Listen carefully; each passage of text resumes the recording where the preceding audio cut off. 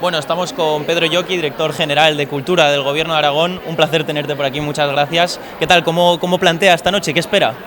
Bueno, hay un ambiente espectacular.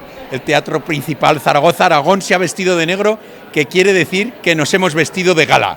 En Aragón nuestra cultura está teñida de esa pasión por los relatos oscuros, que de alguna manera los aragoneses contamos de forma muy distinta a los demás. Así que no cabe más que felicitar a los organizadores, a Juan Bolea, a Jana Catalana, a todo el equipo por este éxito que ha respaldado el público amplísimamente y que nos ayuda a hacer más amplia la pasión por la lectura en Aragón y en Zaragoza. Porque de hecho hoy vamos a ver un teatro volcado con la cultura.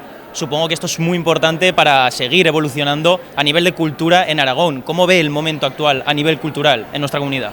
Bueno, estamos viviendo una edad de oro de la cultura y especialmente de las letras aragonesas y todo lo que rodea la cultura del libro.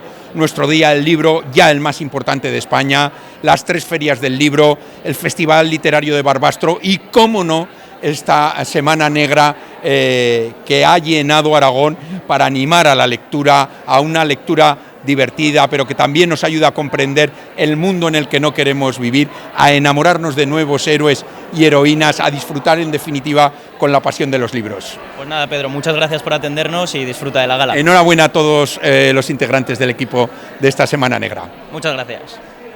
Perfecto.